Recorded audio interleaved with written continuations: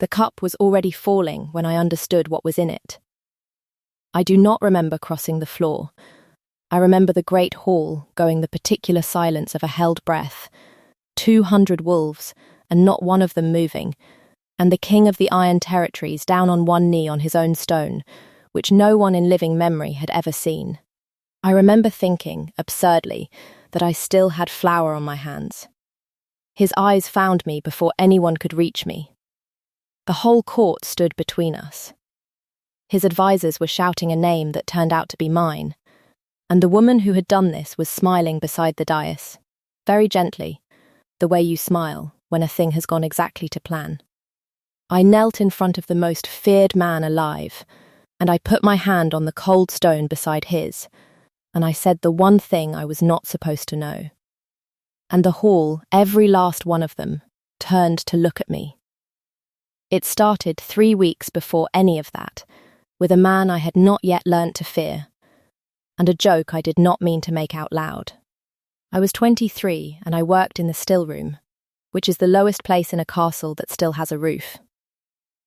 I ground bark into powder and steeped willow for fevers, and learnt the difference between the herb that calms a heart and the herb that stops one. And nobody above the second floor knew my name, which suited me, a woman grown with quiet hands, and no rank is the most invisible thing in a pack. I had spent 3 years being grateful for it. The king I knew the way everyone knew him, as a story. Soren of the Iron Territories had taken the throne in blood at 19 and held it for 11 years without losing it once, and the proof of him was the scar. It ran from his left brow to the corner of his jaw, pale and forked, and the story said he had killed the Beast King of the North and worn the wound home like a crown. Men lowered their eyes from it. Children were told it could see them. I had glimpsed it twice across a courtyard and thought, both times, what a great deal of work everyone was putting into being afraid. The mate bond is supposed to warn you. An alpha's wolf is meant to know its fated one before the mind catches up. A recognition that arrives like weather, they say, with no asking. I want it on the record that mine arrived as a laugh I could not swallow, in the worst possible room, on a day I had only gone upstairs to deliver a tincture for the steward's gout. The steward sent me to the hall instead. The healer was abed, the king had cut his hand on a blade that should not have cut him, and someone had remembered there was a girl downstairs who knew bandages.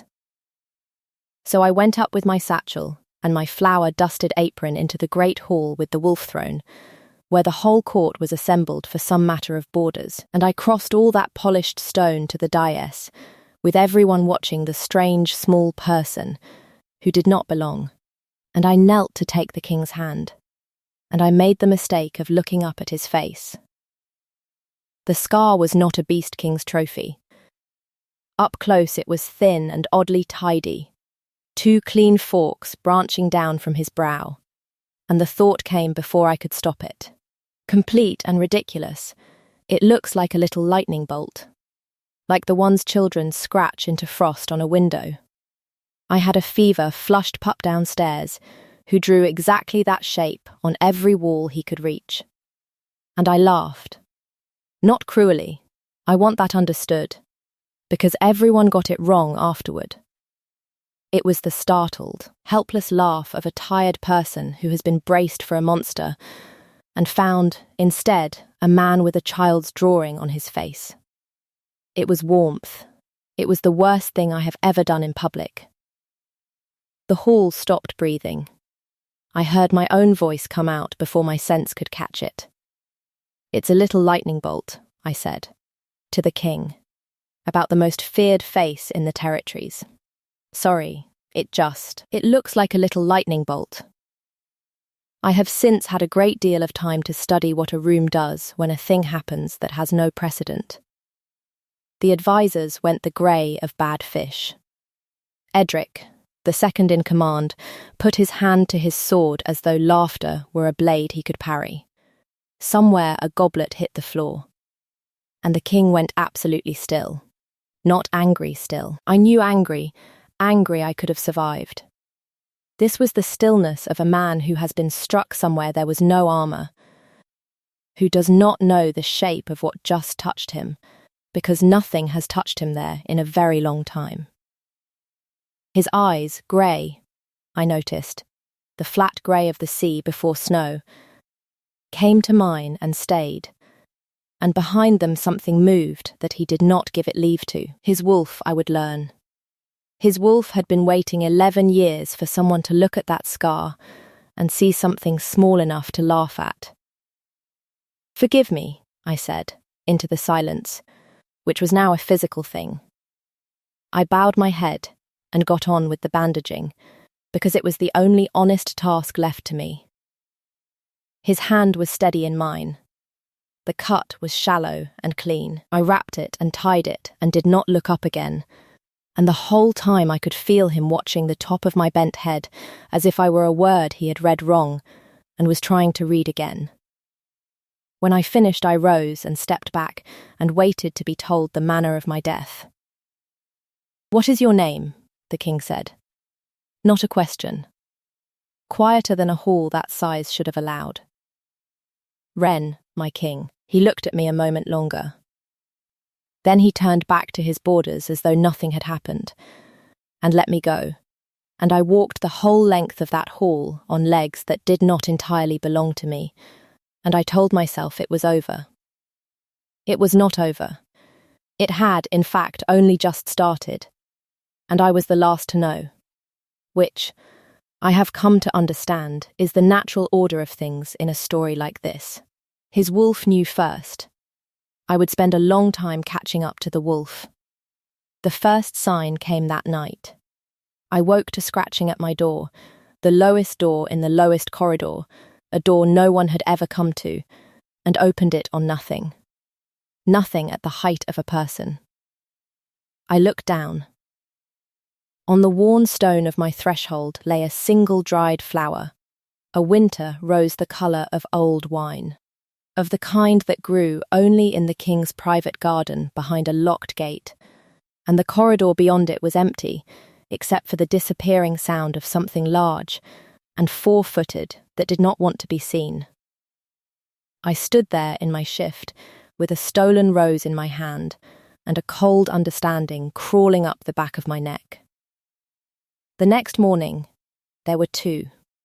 I told no one. There is no one to tell when you are a stillroom girl and the king's wolf has apparently decided to court you with stolen flowers. You would be laughed out of the castle or hanged for the theft, and I was not certain which would be worse.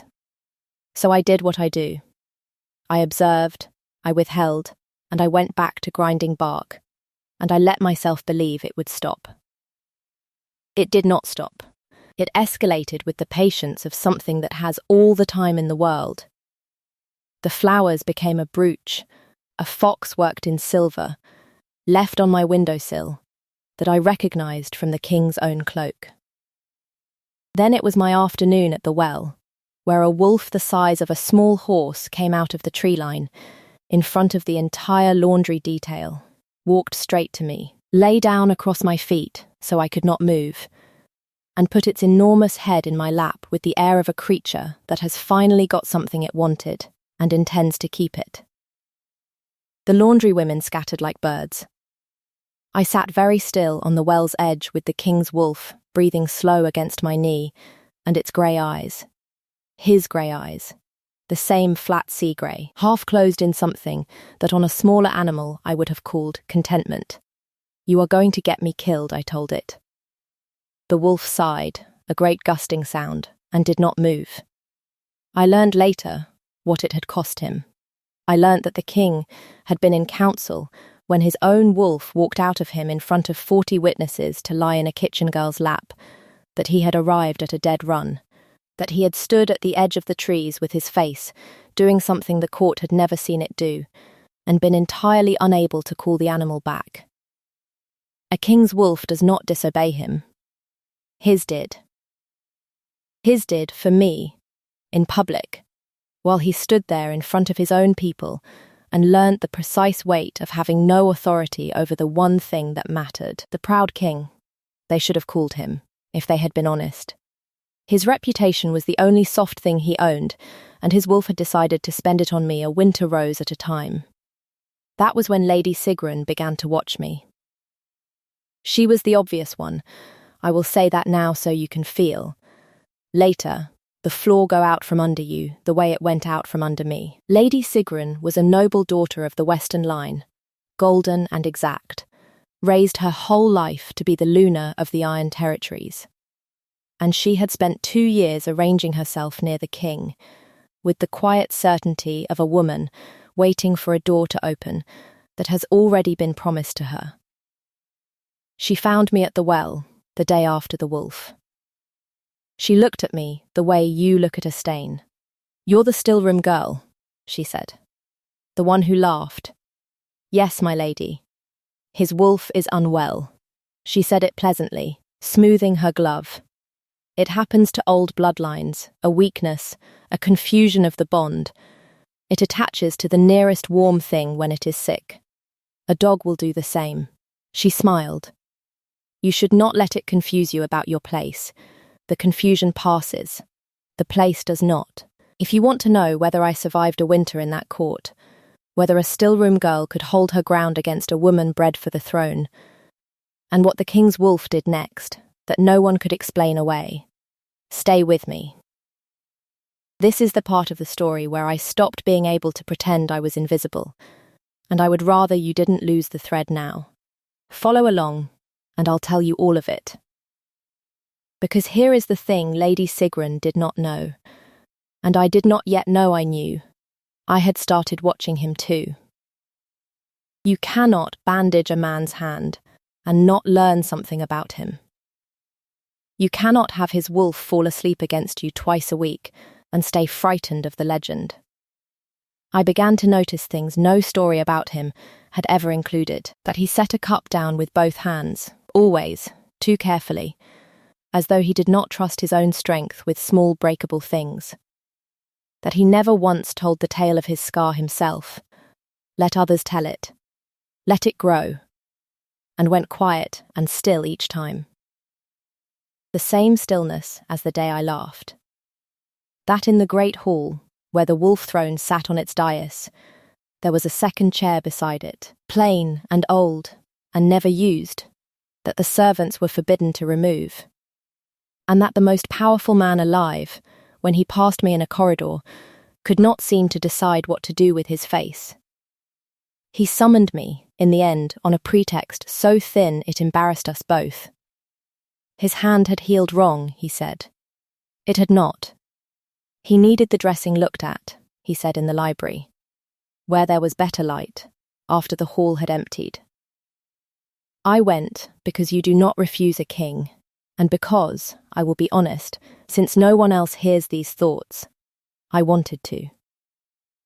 The library was the warmest room I had ever stood in. Firelight on 1,000 spines, the smell of old parchment and pine smoke.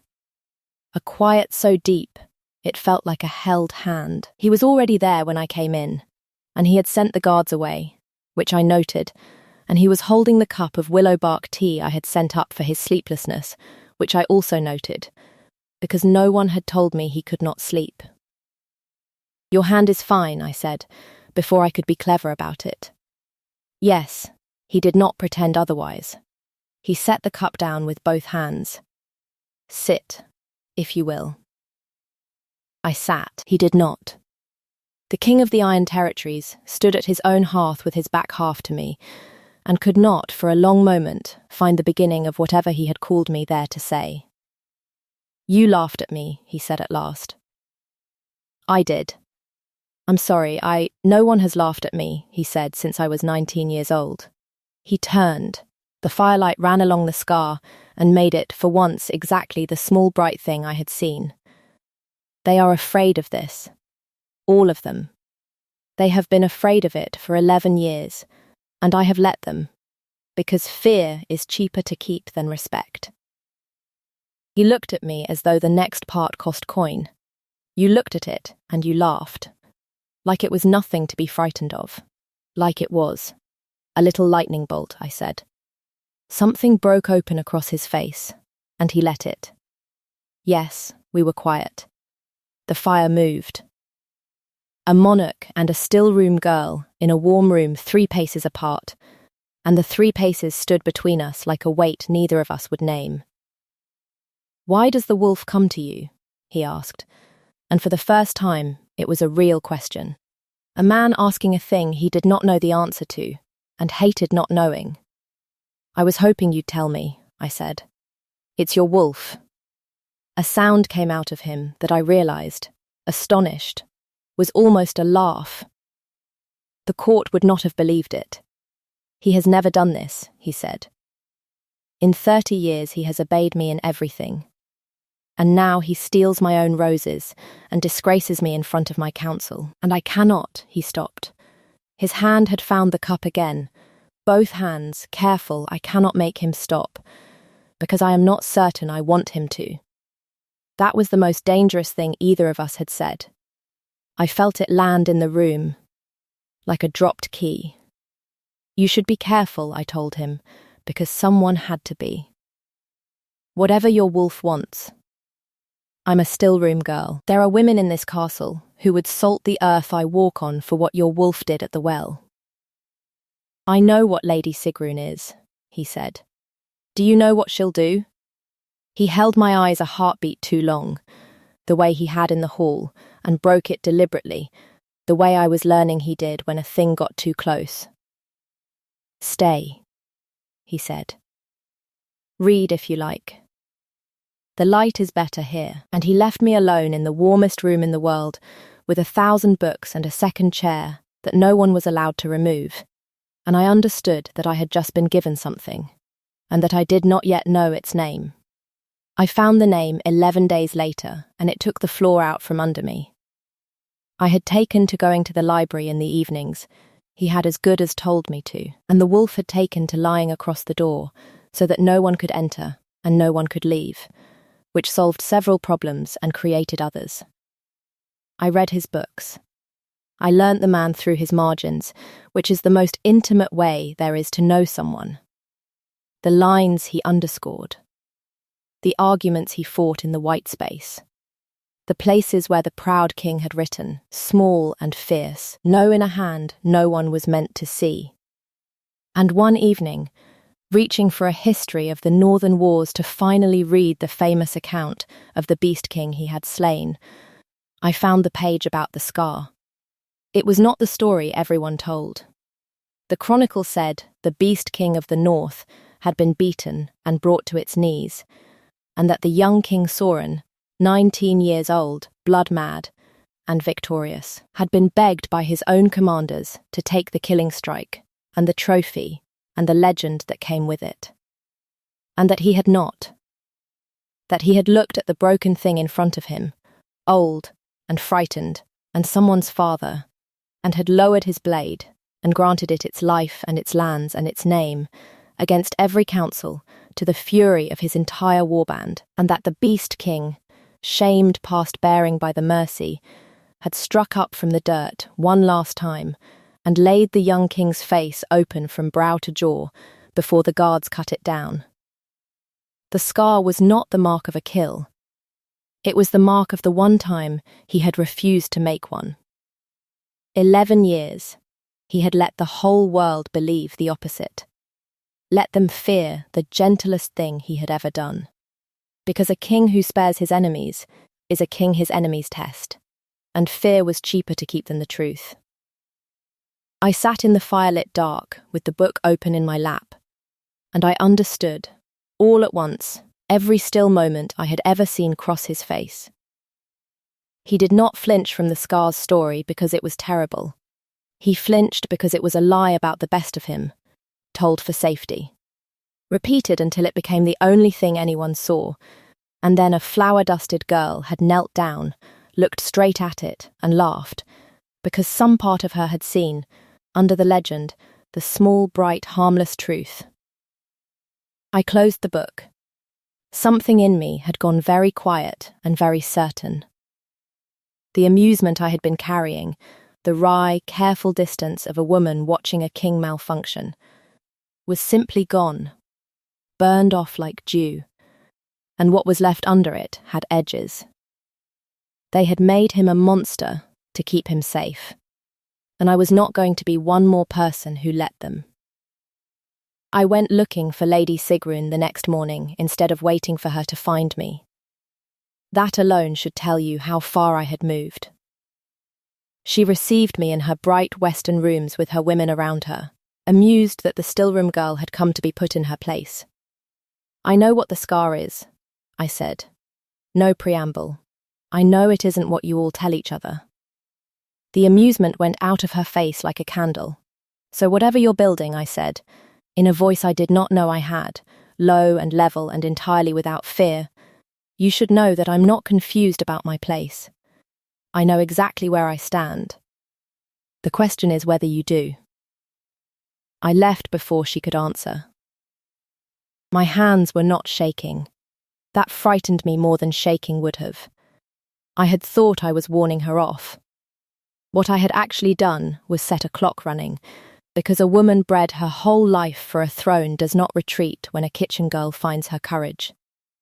She advances, and Lady Sigrun knew the one thing I had forgotten in my fine certain anger, that the surest way to be rid of a stillroom girl is to make her remedies the weapon. The choosing feast was 3 nights later, the old midwinter rite where the alpha drank the first cup before his assembled court, a cup of mulled wine and bittered herbs that every king had drunk since the founding, to show the pack his strength endured another year. The herbs were prepared in the stillroom, by the stillroom's hands, by, as it happened, mine, except they were not mine. I found that out too late. I had ground and steeped the festival herbs that afternoon and left them sealed, as I always did. What I did not know was that Lady Sigrun had been in the stillroom in the hour I went to wash, and that the sealed jar that went up to the king's cup that night held, beneath my clean willow and clove, a measure of the other thing, the herb I had learned in my first year, the one that does not calm a heart, but stops it. Enough to drop an ox. Enough to make a king fall in his own great hall in front of his entire court, with a stillroom girl's seal on the jar, and a stillroom girl's name on every tongue. I was at the back of the hall, where the low folk stand, when he raised the cup. And his wolf, which had spent 3 weeks making a public fool of him for my sake, did the last and best foolish thing it ever did. It would not let him drink. I saw it happen, saw the king lift the cup and go suddenly rigid, saw him fight it, saw his own hand shake at the rim, because the animal in him had smelled, under the clove, the thing that meant death, and was trying with everything it had to wrench the cup from his mouth. He was the strongest wolf alive, and he could not make his arm obey. The hall murmured, confused, watching their king tremble at a cup he had drunk every winter of his reign. He won the war with himself for exactly the wrong second. He got the cup to his lips out of pride, because 200 wolves were watching, and a king does not falter at a right, and his wolf, denied, made the only choice left to it, and dropped him where he stood. He went down onto one knee on his own stone, the cup falling, the dark wine going out across the dais like a spreading stain, and the hall erupted, and over all of it I heard Lady Sigrun's voice, clear and grieved, and ready, the stillroom. It came from the stillroom. The girl. It was the girl.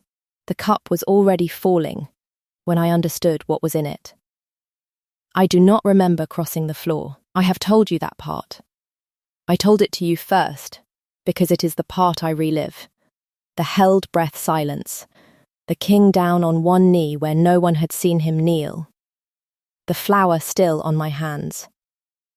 His eyes found me before anyone could stop me.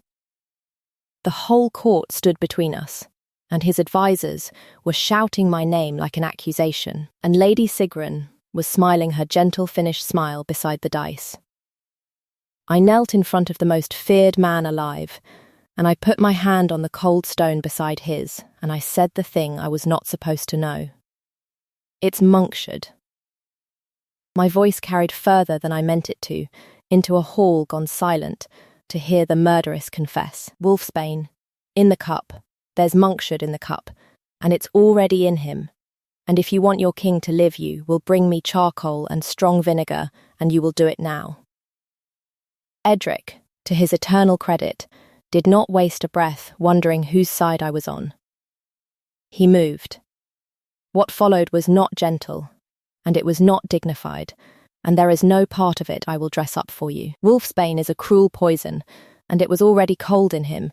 I could feel it when I got his face in my hands and made him look at me, the chill of it driving down into him, like frost finding the cracks in stone. His great body fighting a thing that wanted to stop his enormous heart. I had treated it once, in a farmhand, and lost him. I knew exactly how this went, and exactly how little time the knowing bought me. Stay with me, I told the King of the Iron Territories, on the floor of his own hall, with the whole court watching a stillroom girl give her sovereign orders.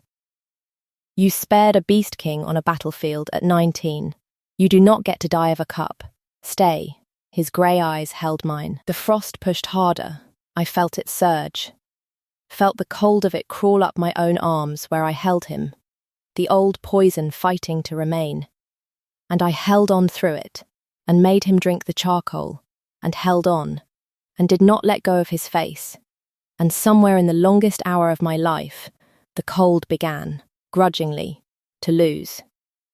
When his heart steadied under my hands, the hall was so silent I could hear the fire. The king got up off the floor slowly, with both hands, the way he set down a cup.